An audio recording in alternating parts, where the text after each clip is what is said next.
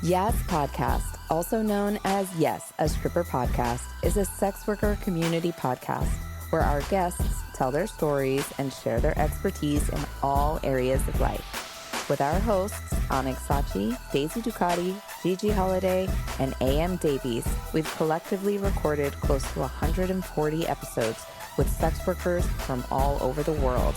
Learn more at yaspodcast.com. That's yaspodcast.com.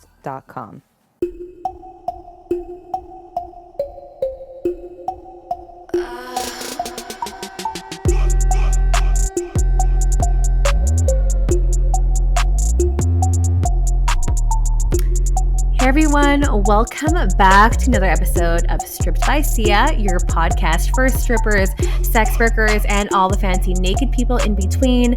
I am your host, Sia on camera.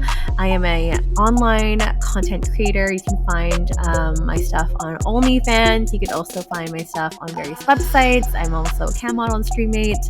I'm on Sex Panther, all the things. You know, I don't have to list them all here, but you can find me on those various platforms there. I was also a former sugar baby from many years ago. I was also dancing. I've just recently, hung up my stripper shoes, so I'm done with that now too. And yeah, it's been a wild ride in sex work. It's been so much fun. I've been loving and growing so much with the community here. And I started this show back in 2019 to talk about sex work and to highlight my friends' stories in the industry. And then it just became more of a global thing because we all can actually relate to the work across the globe in various different mediums and capacities. And I really wanted to talk about the work, what those realities are, what the lived experiences are for folks that are in the industry, without the stigmatization, and to treat it as a job and for us to really destigmatize it, because a lot of our industry is highly misunderstood. There's a lot of people making assumptions about what we do, and a lot of the times people get it wrong. So I'm really, really doing this show to, as I mentioned, destigmatize the industry, but also, give a humanized approach towards sex workers in the sex industry. So if you're into that, cool. If you don't know anything about sex work, that's also cool too. I know there's a lot of people that are like really green and listen to the show as like a resource. Of course, there are a lot of you sex workers out there that listen to the show as well. And like, of course, clients, fans, and like people that are not even in our industry at all. So you guys are all really great. And I appreciate the support over the last 6 years now, which is really wild to me. We are wrapping up our 7th season. This is our second last episode in season 7 before we embark on season 8. So thank you so much. And also big thank you to those who are on Patreon, those who have been supporting since season 4. Patreon is a way you can kind of financially support fellow creators. There's like different podcasters and creators and stuff like that on the platform, including myself. After many requests, people are like, how can I donate? You do such great work, and like, it's free resources. How do you do this like all the time? Like, one, I love doing this. I love, giving out free resources to everyone. I think I never had resources like this when I was a sugar baby and I didn't know what the hell I was doing. So this is my gift to you all. And if you feel like supporting, you can. It is as low as $4 a month. You get access to exclusive video content. You get the full episode, raw and edited over there. And you also get access to bonus episodes, some sneak peeks on what's happening, what's going on with season 8, all that stuff over there. So you can check it out. It's patreon.com/strippedbysia. And just a quick hello and a shout out to those who are on the top tier of my Patreon. We have Ruby all the way from Sweden. We have Snoo from Germany. We've got Geyser, Eric Arajo. We've got Bia York and Dan from Red Door Products in Seattle. We've also got McKenna King from Ottawa in Canada, Dale Flood from Vancouver, Canada, and who else am I missing here? Ruby. Ruby is from Victoria, British Columbia, Canada. So thank you guys for supporting. If you're interested, once again, it's patreon.com/strippedbysia. So Big breath. I am very excited for today's episode. If you hear a little giggle in the background, it's our guest who is patiently waiting to talk and speak and share her voice. We've got Pepper Cat joining us today. She is a cam girl, clip artist, host of the Spicy Spectrum podcast. She is going to be joining me today to talk about emotional connectivity in relationships, the importance of that, how it affects, especially male loneliness or maybe loneliness in general, intimacy, our relationships, our relationships with our clients. There's so much to uncover here, and I can't wait to kind of dive in to this topic. And I am very excited to speak with her. So enough of me talking here. Please welcome to the show, Pepper Cat. Hi, I'm Peppercat. Thanks for having me on. Thank you so much. And you know what? I usually ask for people's pronouns. I totally just assumed, and that was totally wrong of me. May I ask your preferred pronouns before we get started here? Is it she, her? Yes. Oh, it is perfect. Okay, that was Yes. just a lucky guess. I am so sorry. I usually always ask, and this That's always okay. happens off air. But, anyways, Peppercat, I'm so excited for you to join me today. Thanks so much for bringing forth a really great topic that affects not only relationships here within, the fan client, client fan kind of phenomena, but also like our relationships in general with our family and friends, or relationships, like romantic relationships and stuff, too, intimate relationships. There's so much to uncover here, and I can't wait to kind of like sink our teeth into the meat and bones of it all. But I would love for our audience to get to know you as well. Like, I just did some like research on you yourself too. You're also a creator yourself as well. There's some clips about you online. There's, I think, camming as well. Please correct me. Please give yourself your own introduction. I think it's important for everyone to do that, whoever comes on the show. So I will pass the mic your way. Sure. Yeah. So I'm Peppercat, and I've been in the adult industry full time, going on about 3 years or 4 years. I did it part time in the past, Mm-hmm. and then I eventually quit my job and did it full time online. I Mm-hmm. was previously a news producer, Oh, and wow. yeah. So I produced the news. I had a background in media and film, which attracted me to the adult industry Mm-hmm. online. And so while I was a news producer, I was introduced to phone sex and camming. I had heard about it, and I was always curious. And I tried it part time, so I would sell panties and do Mm-hmm. camming with A mask mask. on, Yeah, just because I didn't want my coworkers to find out what I for was sure. doing. And so then I did that, and then I found how good I was at it, and I didn't really like my job. I wasn't getting paid a lot. I was struggling, and then I just completely quit after doing a test run.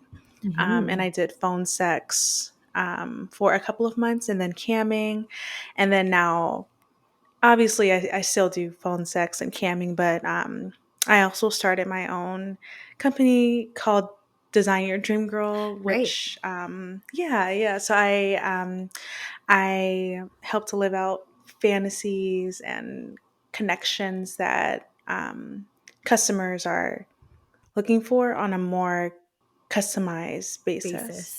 But yeah, that's what I Yeah. do now. I still cam. I do more so private shows. I don't do live camming Mm-hmm. anymore. Mm-hmm. But I am online, and I love it. Yeah, hell's yeah. Oh gosh. I love to hear that story too, because like, obviously there's so many people that like, already knew right away since they were a kid that I wanted to be in sex work, I wanted to be in porn, I wanted to do all this stuff. But it's so refreshing to hear stories where, people were kind of moonlighting at it, and doing it kind of on a part-time basis. People were doing it with like high discretion because of jobs that we've held before. Like, it's a similar story to what I've done as well. And I've done sex work part time like almost my entire career. I've been in the industry for a long time, but I've only started now, only about like maybe half a year going full time at it. So it's been interesting. And I honestly, I have all of my guests on the show to thank, like honestly to thank, because I've learned so much and finally have been given the confidence to kind of take a step back at some of my vanilla jobs in my like vanilla career, and it's not serving me and it's not paying me enough and all that stuff. I Mhm. hear you with all this, and I totally relate with you. And I know there's so many people that are they're not able to do this job full time but need the extra income, and that being a completely valid reason to get into sex work too. Like a lot of it's just because we need money. So thank you so much for sharing that, and also with like Design Your Dream Girl, making things in a personalized and customized basis. Like it's gonna go relate into so much of what we're going to be talking about today. So I mean, wow, there's so much. This is exciting. Where do you want to get started? I know we kind of talked about a little bit about male loneliness and the rise in male loneliness. I have so much Yeah, stuff to say on that, but please, if you want to get the ball rolling here, Pepper Cat, I'd love to hear your sure. insights on that. Yeah, sure. So I've tackled it a little bit on my podcast, but it's just something that I've been observing these past few years. So when I first started phone sex a couple of years ago, I didn't get a lot of younger men. I got more so middle Older man. age, older men, right? And Yes. then most recently on campsites, phone sex, I'm seeing a bigger chunk of younger men look for companionship. Younger men telling me that they're virgins and they're in their 20s or even 30s. And I noticed it a lot too when I did live camming. So I would do live camming on my free cams and Mm. chatterbait. And I noticed a big chunk of younger men, and a lot of them telling me that they weren't in relationships, that they've never dated anyone before. And a lot Mm-hmm. of these guys are just, from what I've noticed, they're trying to find companionship and they're using adult entertainment to figure it out and figure out what they like, them having some sort of connection. Um, Mm. and so that's where I got more interested on the topic, just with men telling me, younger men just telling me the struggles that they're facing, and even older men too who are divorced and they're dating, about how hard it is to date now. And I have my reasons, or I think I know why, but I've heard a large amount of men just tell me about how things feel different and they don't know their place anymore and that they Mm. feel lost in the world, and how Wow. comfortable they are telling sex workers this. Yeah. So, yeah. Oh my gosh, there's so much to unpack here. I'm so excited, Pepper. Okay, like let's back it up a little bit too. Yeah. Like you, when I first started sugaring when I was like in my 20s, I was like I also noticed these trends with people. Like I had a blog way back in the day talking about my sugar dating escapades, and I remember like categorizing men in different like little subsections. Like I would have like, okay, the finance guy or the career driven guy that has no time to date and wants something very transactional, and you leave it at the door and you're done. But a lot of the ones that I had were men that wanted the companionship. And, it's almost like the older version of the career driven guy. And then they were left with, okay, I have, because I've followed my career and I've been career driven my entire life. I'm now in my 50s and I have not had any time to nurture a relationship. And now I'm missing that piece in my life. Mhm. So that was one thing that I noticed too in my sugar days with older men specifically, was a lot of companionship. Can you accompany me to this dinner? I would really just want to come, like I want someone to accompany me to this trip, blah blah blah. I need company. And you are now mentioning you're seeing this trend in younger men, and I'm also seeing that too with my camming and me being on Sex Panther, Mhm. really young, like really Sex Panther young. is a lot of It's younger men. crazy. Yeah. Yeah, it's crazy. And this might just be platform specific, but I also find Mhm. this like when I'm camming too, and I'm also seeing like a lot of these younger men sharing with me, like what you said, just like not being able to find connection with people, or they're really shy, or I'm like nervous to say that I'm a virgin and I'm like 30 years old and stuff like that, and divulging and being super vulnerable. So I definitely echo like everything that you're saying here. And it's really so interesting to me to witness this and, be on the other side and, be that comforting person to them. So yeah, it's wild.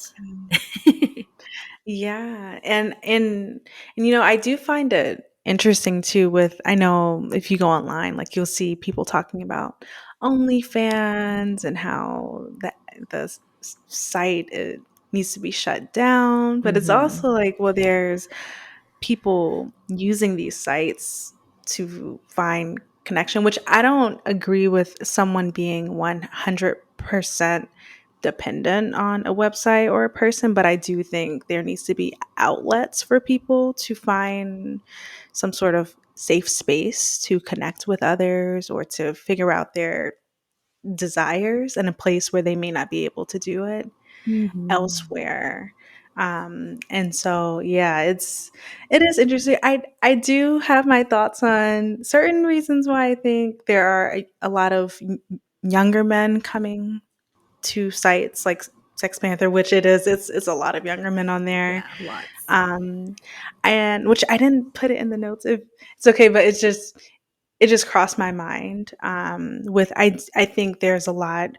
I think Gen Z and millennials too. Like I'm a millennial slash Gen Z, Hmm. and I grew up with a lot of technology, and I think maybe that may be the case where Hmm. people are glued to their phones or they just don't interact with people in person. So it's easier to connect online through a Yeah. campsite or OnlyFans. And then I also think there's a cultural shift happening too, Ooh, where a okay. lot of younger men are feeling like they don't have a place or they don't know what it means to quote unquote be a man now. Oh my And gosh, they, yes. yeah, and there's a lot of movements online that are like red pill and stuff like that, Yes. where I think that's a big factor, which I've seen as well, like in my cam rooms in the past, like red pill talk. And I Yes. think that has a lot to do with a lot of younger men having trouble interacting with women. Oh my And gosh, I have so much to yeah. say on this. Yes, Yeah. me too. Go ahead. Especially with that latter point and talking about, male Mhm. masculinity and quote unquote like what it means to be a quote unquote man. Did you watch Adolescent on Netflix? No, but I've Oh heard man, about you it. should Is it definitely really good? watch it, especially with that red pill topic. Okay. 100%. I'm not going to spoil it. And if anyone's listening, this totally Mhm. ties in with the episode. Watch Adolescence on Netflix. It is wild. It is so current though, because like I also work in like sexual health education as my like Mhm. parts of my vanilla job too. And this is something that is a topic that is coming up in terms of male masculinity, and that being, I don't know, but not there's not enough spaces for men and boys for them to Mhm. express themselves, and for them to be vulnerable. So, not just convulging with divulging with sex workers per se, but being able to share themselves like on the internet in general is like a safer space for them. In my opinion. Because you have this wall. Sometimes you don't even see them. Their camera's not on. They want to be anonymous. There's that level of discretion, all that stuff too. But then they're talking to me about like, their deepest, darkest fantasies, whether it's sexual or not. Like it's really interesting. And they're like, I don't have any space to do this. I do this in secret. I wear lingerie underneath my like blah blah blah. Like I can't talk. I'm married. I cannot talk to my wife about this. She's not going to be open to this. Like there's so much of this coming at men, and I wonder like it's always been like that since the beginning in terms of like them not being able to feel safe because of what's projected in society of what is, quote unquote acceptable forms of being a man. Do you have thoughts on this? I feel like you do. Yeah, no, I do. Yeah, I think a lot of men who visit us, which I know there's like different types of people who visit, but at least for me, the majority are men. A lot of them live double lives. Like Yes. they'll, like you said, like they'll wear lingerie with us, and then you can see them out on the street and they're like totally opposite of what or of how they behave with us. A lot of them are struggling with their sexuality, or they sleep with other men, but they also have a Mm-hmm. family and they're trying to like Yes. understand that or Yeah. they may be bisexual, or they're into things that make them feel like they're doing something wrong or that's nasty or dirty. And then they go out into the real world and they have to put on this mask and be perfect and Mm-hmm. hide their sexuality and what they like. And it's something I've seen too in my line of work with men, just trying to balance what it means to be a man and live up to the expectations. And I think a lot of them use our platforms too to work out those thoughts as well. And I Mm-hmm. think along with the male loneliness, a lot of younger men are using our sites to figure it out and to have Mm. that safe place, like you were talking about, a safe place to be themselves and to tell us things that they would never tell their friends or family, but they felt comfortable telling us. Yeah. Mhm. I'm also like a little bit shocked too, because like I'm a millennial myself, and like I had a very different like childhood and upbringing, and like the way that I grew during my teens. Then I feel that Gen Zers and younger, are like in terms of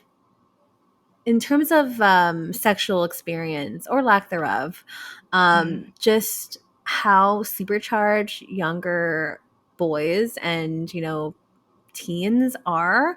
And like once they are like, I have like 18-year-olds coming into my room and they're just like so supercharged, and not I'm not just talking about like horniness, not I'm just Mhm. not just talking about male horniness, but just like very specific fantasies that are extremely aggressive, and extreme. I don't know if you've had any experience with that, Pepper. It's Yeah. Yeah, that's like another You side of know, things. no, yeah, I mean, for me at least, I've noticed an increase in violent fantasies.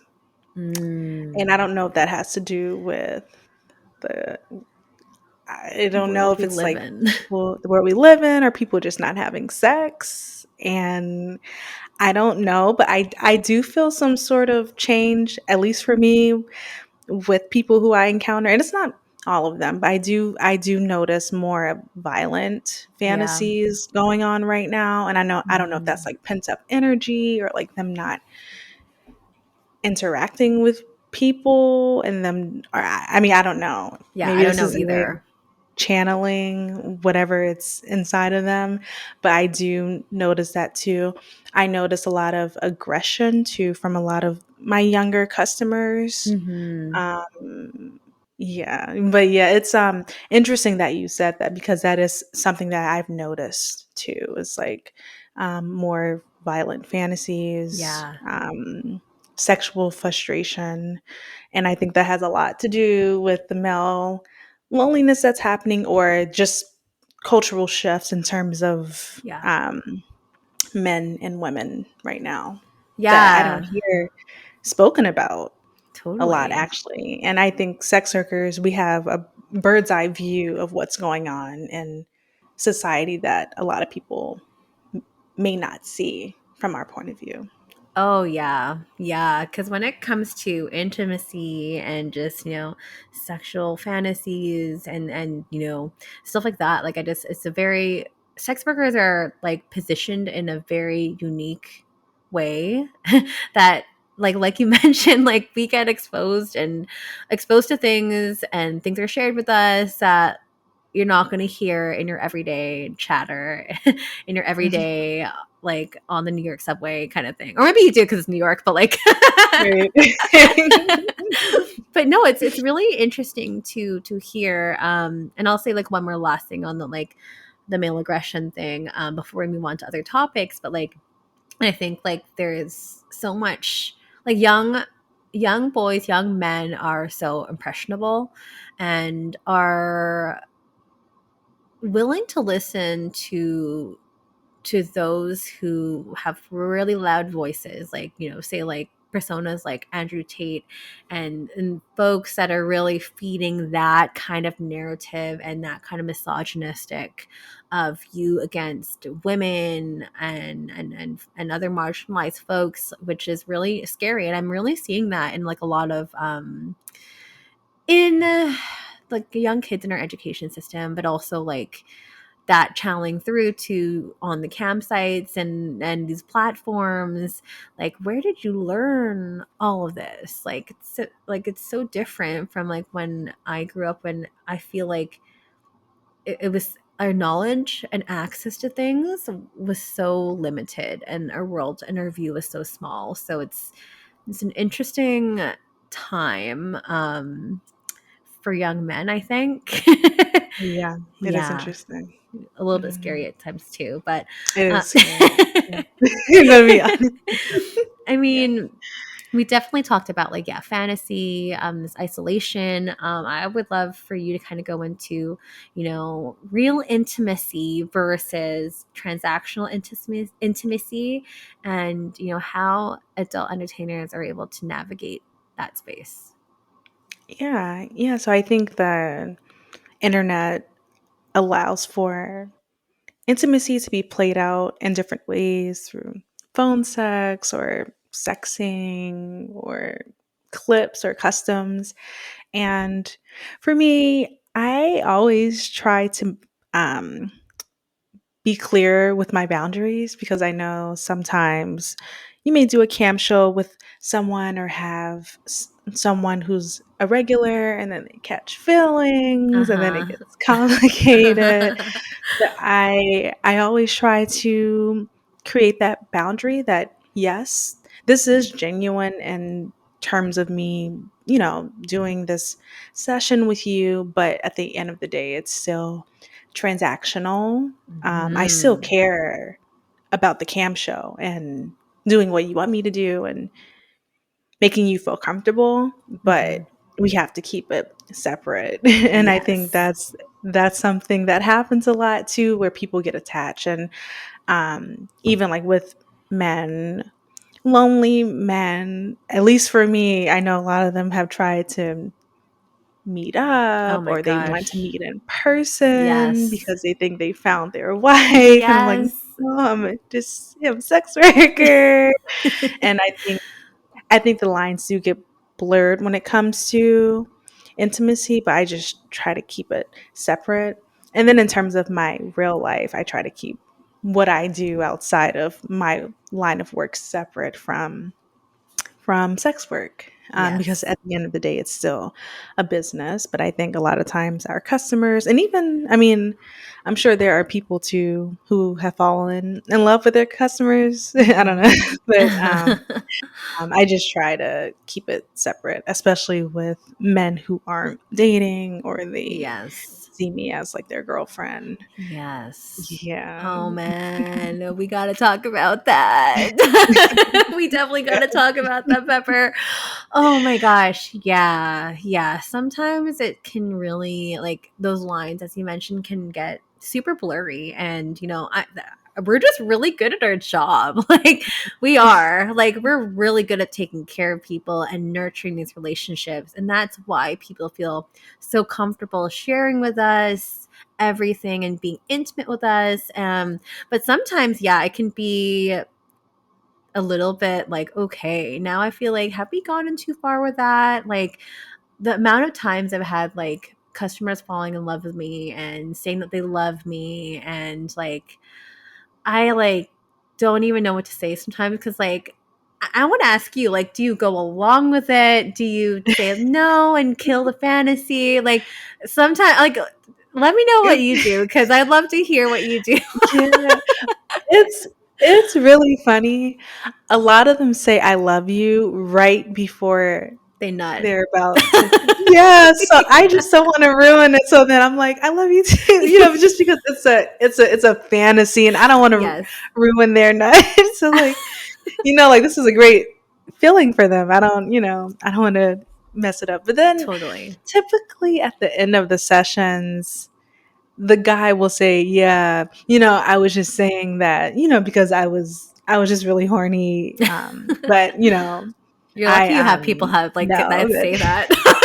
Yeah, some of them have to verbally say it out loud just to Yeah, remind themselves I that they think so. really don't, But yeah, I've Yeah, definitely come across that with guys saying "I love you," and it's like, yeah. mm. It's like, I know it's really Yeah. interesting because I'm like, you're just like, okay, like especially when they're like these specific individuals, they talk about like, I can't find anyone, and like you're the one for me, like you're just so Mhm. perfect and stuff. Like I honestly get like I think I'm very detached with my work. I'm very detached with my work just to like put that out there. But like Mhm. when I hear Me too. that stuff, I'm human too. And I feel like, my God, you really need some help. Like, and I mean that in the nicest way, in the most professional way, not in a harmful way. Like I actually think that, you really need to like go touch some grass, go see someone, go talk to someone about this. Because I care, like I want them to Yeah. be around and not just saying that like I want their money. Like, yes, I want them to be a long-term customer, but at the same time, I'm like, but I like those lines again of me being like your online girlfriend and like I'm not your girlfriend at all. Like, Mhm. and they don't understand that sometimes. They don't. And it's sad too because sometimes, at least with me, I'll get customers who really like me, and then when I set the boundary more than once, I'm like, "Hey, like, let's just," then they'll separate and they'll just not see me again. Just because I guess the Mm-hmm. fantasy is ruined, or they Yeah. don't want to get attached, so then I just don't see them again, which is fine. I don't want them to get obsessed or anything, so Yeah. it's best to walk away, but No, I think it is it best to always walk away for sucks. sure. Yeah, no, I hear Yeah. you. Especially you're like, oh damn, like they were a good customer, and so it's like, why would Mhm. need someone come online? But like those can like transpire into potentially scary situations, like stalker situations, and then them being like you mentioned obsessive. Those are very real experiences that have happened to folks in our community. Knock on wood, I do not want another stalker. But yeah, those are situations that are very real for sex workers and, really crosses that line and crosses that boundary. And it's such an invasion of privacy, like, and really scary too. So, yeah, I'm glad we talked about that though.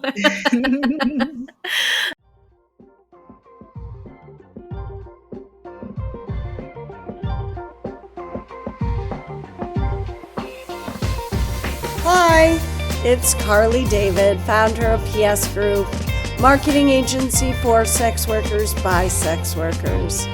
We're here to give you the tools you need to stand out.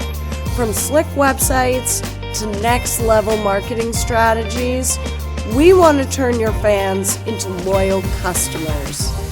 Our fees are project based, no commissions, no percentages. We believe you should keep the rewards of your hard work.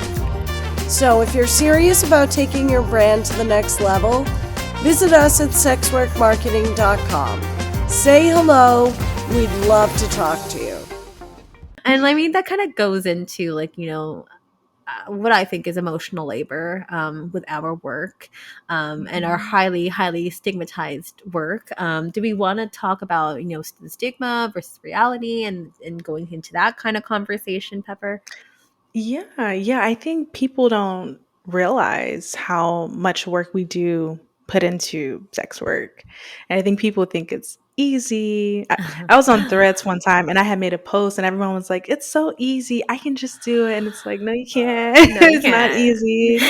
And I think people look at work differently based on what they categorized as work. And I think it's this stigma that you can just take a picture and just like sell, like, it'll, It'll it'll market just sell itself. like in like 5 seconds. Yeah. And it's like, but it does go back to having emotional intelligence. It involves a lot of emotional labor. We have people literally sometimes trauma dumping on us, and that takes a Yes, lot.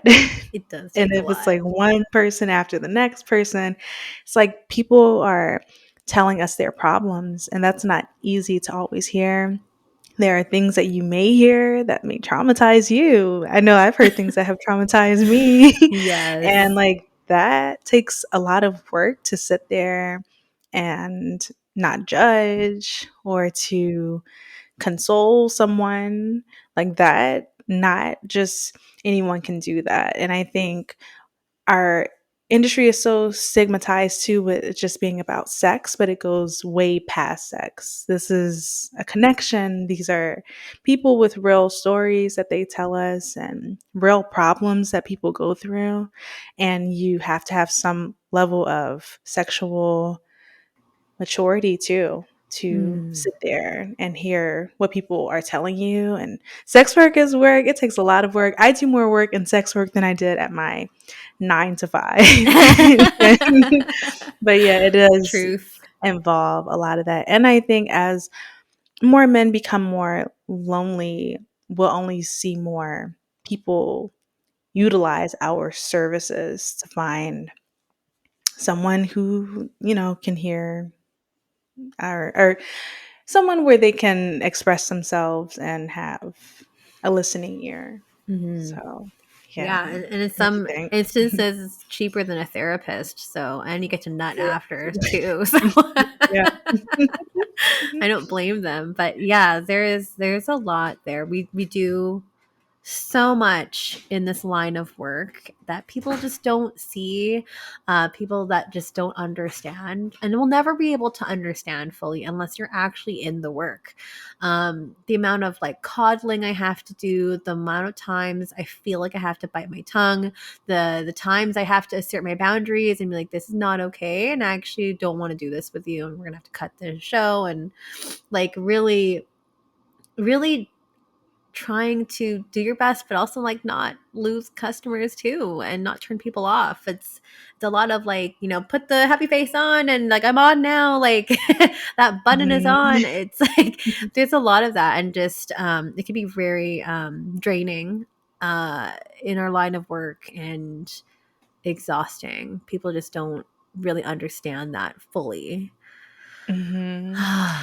Yeah, it Yeah. is. And like sometimes I have to take more breaks too because it's easy to do it all day, like to take phone sex calls like from the morning to midnight, but it's like that can take over, like, just being in that space full Hmm. of deviancy, which there's a time and place for everything, but to do Yeah. it all the time, I've had to take breaks, from it and just, take a walk or do an activity and not always be surrounded by sexual tension, just like sexual deviancy and just like hearing about people's dirty fantasies. But I mean, there's a time and place, and sometimes I just need a break too because I, Hmm. I don't want to mess up my own mental health trying to Yeah.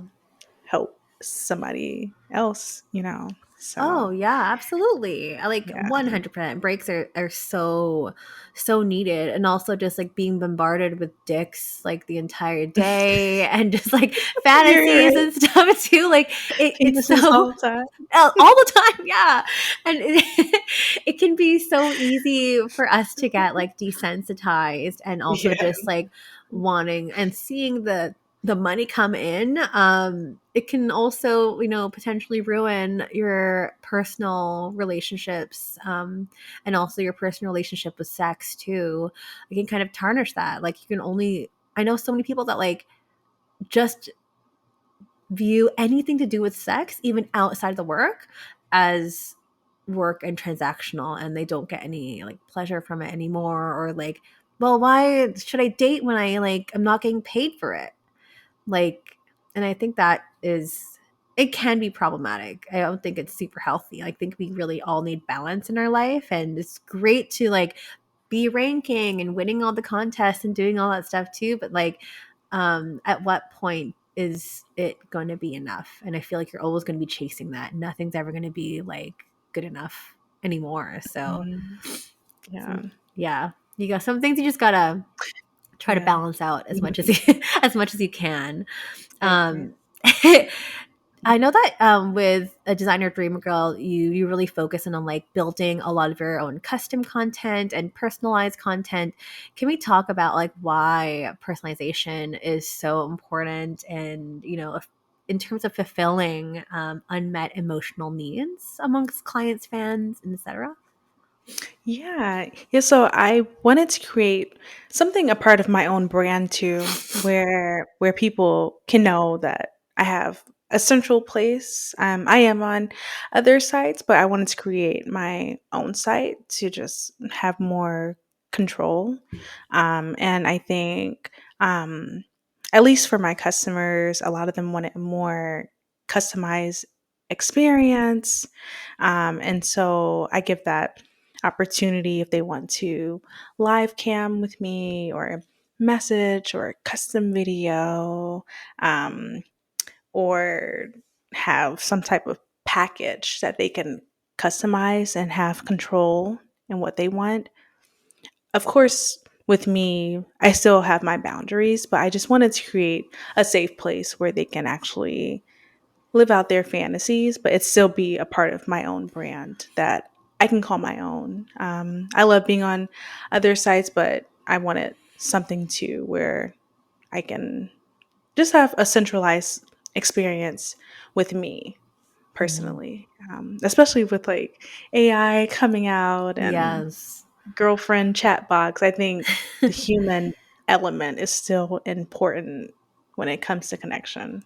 Hmm. Yeah, I think it's so much more important, especially, yeah, as you mentioned. That's a great point you brought up with AI. With Mhm. AI constantly improving and able being able to adapt to your voice and everything, and just get your mannerisms and stuff too. I feel like there is always a maximum with AI. There's and what I mean by that is more in terms of limits that you Mhm. won't be able to get from an actual human. And I Yeah. think, I know when AI really started to become big, and a few years ago, that was a big, potential threat for sex workers. Because we're like, oh, is this going to replace us?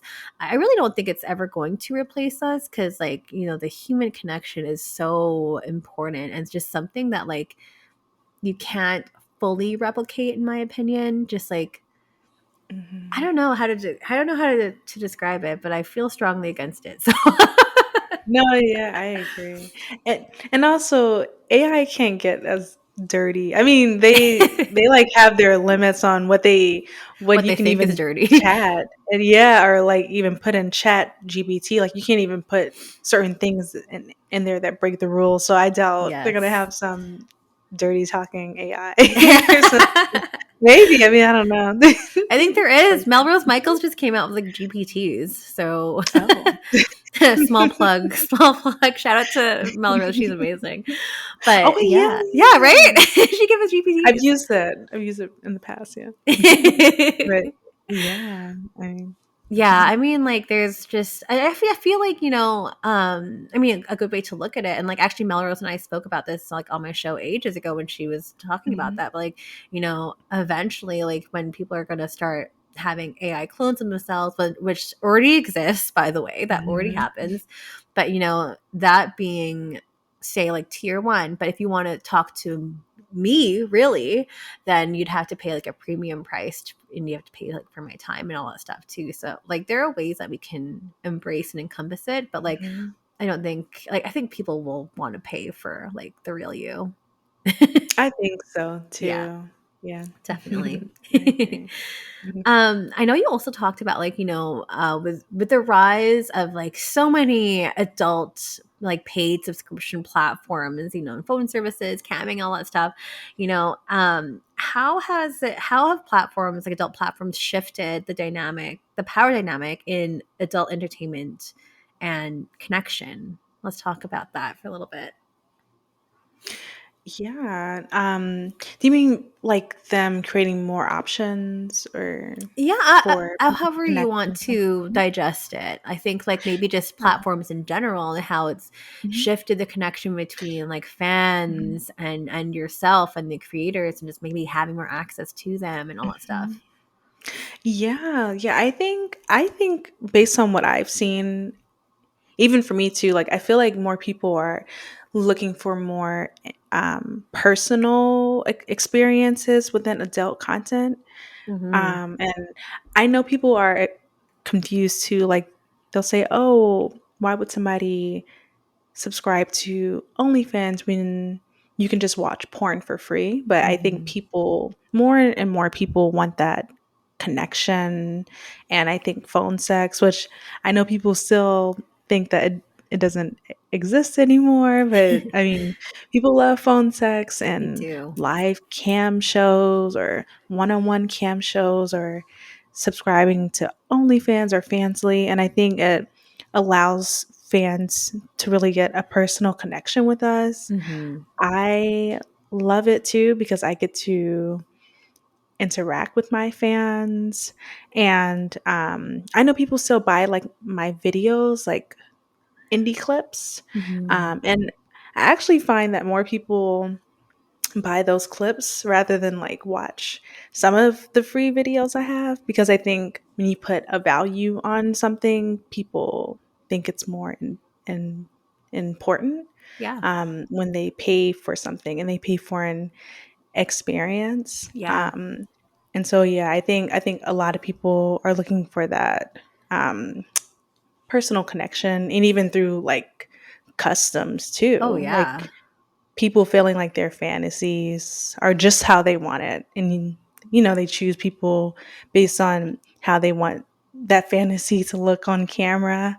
And yeah, hopefully too. I mean, I love indie porn Hmm. on clip sites, and I feel like that allows people to be more creative too, as opposed to mainstream that you can get Hmm. for free.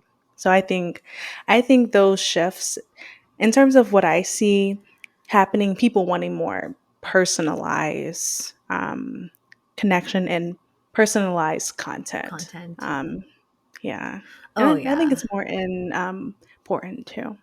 Oh yeah, Yeah. no, for sure. Like there's definitely like the accessibility of, being in touch with your creator, the Mhm, ability to like, oh my gosh, I actually get to speak with her, and then like we're going to mhm, like, do our one-on-one sessions together. It's just so much more powerful and like, connected in that way that I feel like a lot of fans and people really really enjoy. And that really ties mhm. in, like as you mentioned, with like custom content. Like I love making custom content for Me too. fans. It's so much fun. It is fun.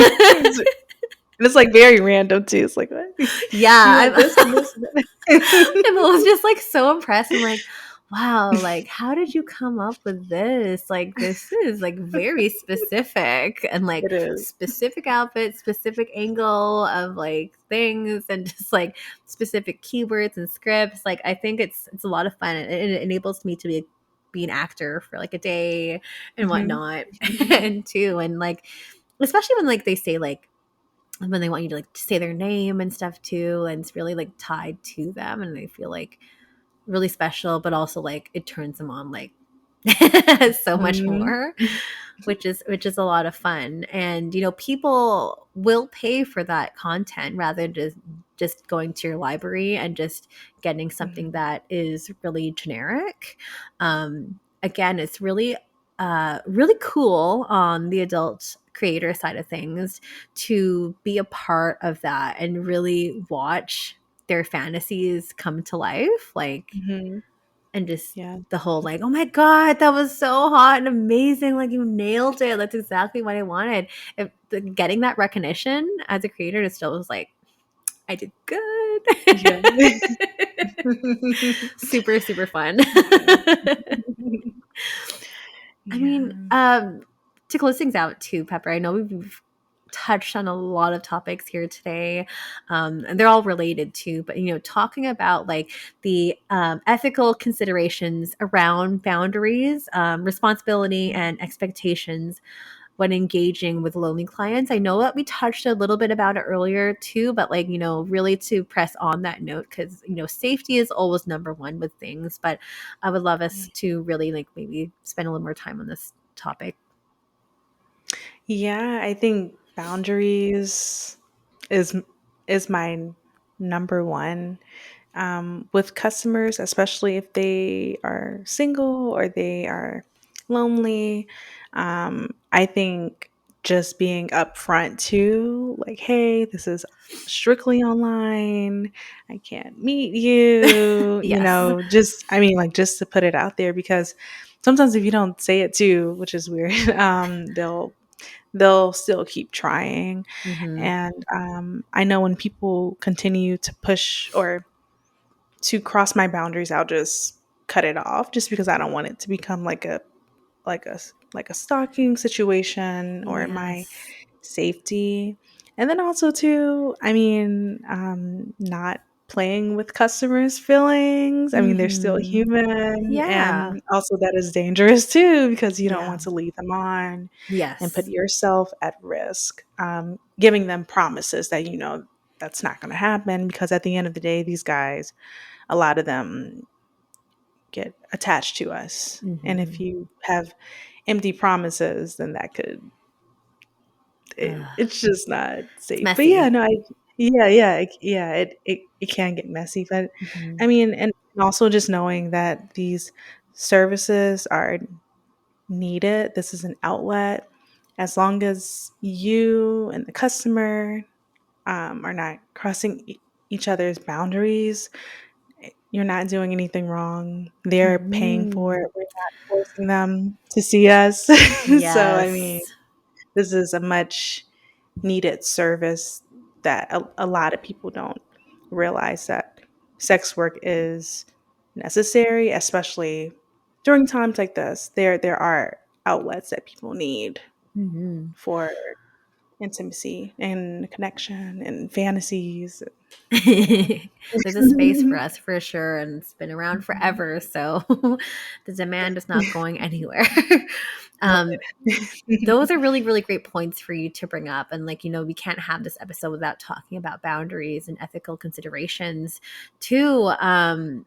Talking about the empty promises thing, I feel like this is such a rookie mistake, like, and like things that happen to you're nodding, like I It's see this. happening. Yes, I see this amongst like so many like young baby sex workers, especially like in findom and femdom, really just toying with a lot of their fans or clients' feelings. Mhm. Um, and I don't know, I think there's a certain degree of responsibility. Like, I feel like I always ask what a person's boundaries are at the beginning of any session, especially when you're going to more kink and like fetishy things. Like, I think it's really important for you to determine and lay those boundaries out, and especially like for the client themselves. Like, I want to Mhm. know what their financial limits are, when can I stop and stuff like that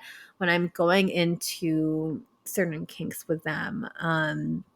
Because there's a lot of irresponsibility, I find, with younger sex workers that can have repercussions, chargebacks, especially if things are not talked about in detail or without clarity.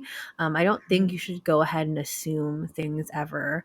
um, I think that can end up in quite messy situations, because I mean, once you're fucking with like bank accounts and stuff too, like you can Yeah. get those shut down and stuff as well. And that can be devastating Yeah. for people, right? So not just for yourself, but also for like your clients too. Like, I don't know. They just everyone's human. Mm-hmm. Everyone like, has their things, and it's some delicate lines to kind of walk and toe around, but I think they should be taken seriously too. So, there's again trying to delineate between the fantasy and reality, and really trying to unfortunately have to hammer that out sometimes with some people Mm-hmm. before it can get into like potentially scary situations. I think is always a good idea. So Yeah. yeah. Definitely. But damn, I mean, like this was a hella loaded topic, which I have loved discussing everything with you today and talking about, connection and personalization, and the emotional connection you have like with our clients and fans. I think it's so important, and like I loved this conversation with you, Mhm. Pepper. So good. Me too. Thank you. Thank you so much for having me on. Oh Enjoyed yeah. it. I mean, before I let you go, there is a question that did come in from X, so I'm just gonna quickly go into that now. Before I let you go, so this person writes in: How can the adult industry help men feel more comfortable expressing vulnerability and intimacy? Um, I think, well, in terms of the ones who are working under or us, Mhm. not judging. I know there are a lot of bizarre things you may hear. I think one of the biggest problems that I see as someone who does taboo things that are not socially acceptable is that a lot of us, from what I've seen, we get a request from somebody, you say that's disgusting, that's, terrible, and you make the person feel bad. And it's okay to turn Mhm. down things, but don't make them feel bad, because in my eyes, there is no good or bad kink or fetish. Mhm. You don't have to do it, but I don't think people should judge. And I, Yeah. I do see that in terms of certain people just putting down others for having kink or fetish. And if I'm doing something, I may get flack from the community, and it's like it's okay. Mhm. There's no good or bad, um, but still keep your limits, but don't judge Oh the yeah, sex worker or the customer. for I think sure. needs to be improved. But yeah. That's Yeah, just kink shaming is awful. Like we should never ever do that. Like mhm, even just little comments and statements, I'm like really aware of how I speak with people, mhm, how I'm like commenting on things, cuz like it's all in the delivery and how you communicate.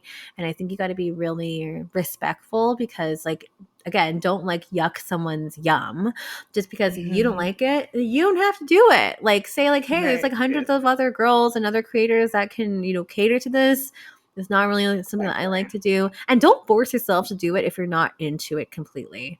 Like, sure, if you Mhm. want to try it out, test the waters, sure. But then if it's giving you that icky feeling, then you don't have to offer that service. You can say no. Like, because Right. you're not probably going to not end up doing a good job at it for that person Yeah. too. And if it's going to make you feel gross, then why put Mhm. yourself through that? Right. Yeah. Yeah, and I mean, I am, and I do. And sorry, I know you're trying to wrap up. I did listen to a couple of episodes, and I do admire that you bring on different types of people who are into kinks and fetishes that may Mhm. not be socially acceptable, Acceptable. but Yes. still educate people on it, even though it's something that someone else may think that's a terrible thing to do with a customer. I think it's great that you're bringing on different types of perspectives to teach people too.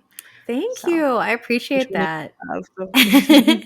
Yeah, I remember like talking about like race play a couple times. We've talked about Mhm. age play too, and like I had a I do specific both. stat. Yeah, like I had a specific stance on it, and then I was really able to be educated on that too. To be like, it actually is not that bad, and how you're delivering it and like what you're doing, those mannerisms too. So like I think it's really Mhm. great. I think it's a healthy outlet for people to express themselves and be Mhm. vulnerable, because Yeah.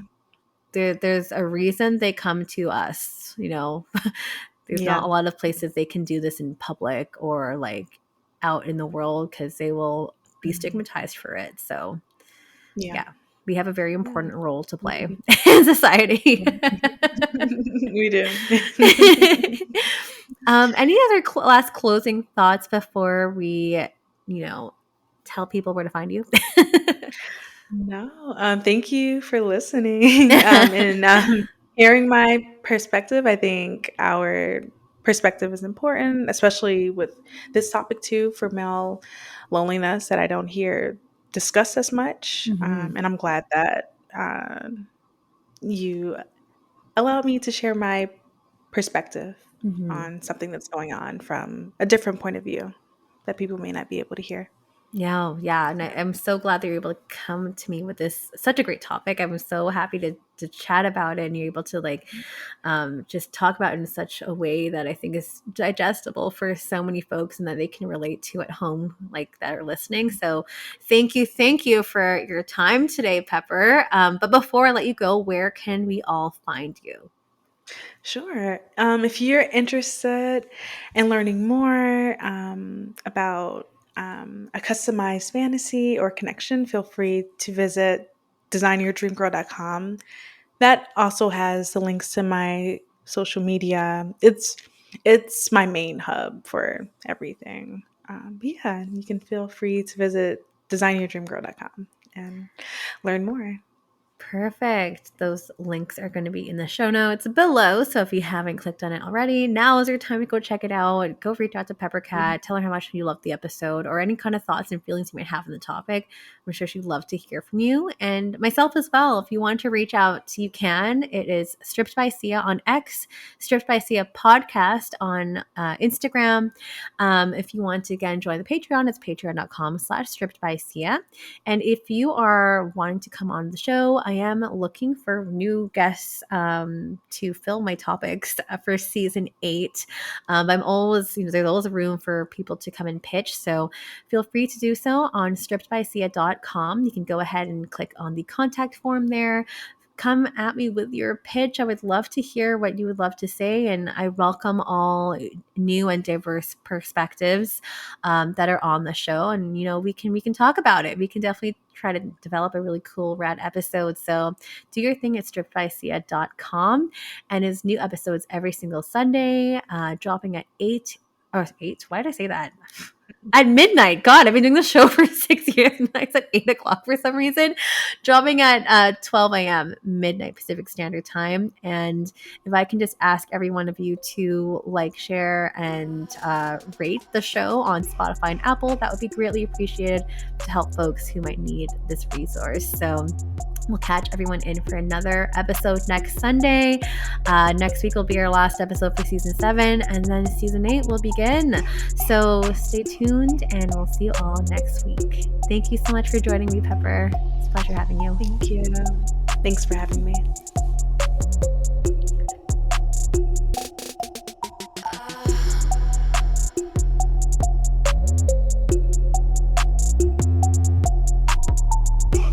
You're listening to Stripped by Sia, hosted, produced, and edited by Steph Sia.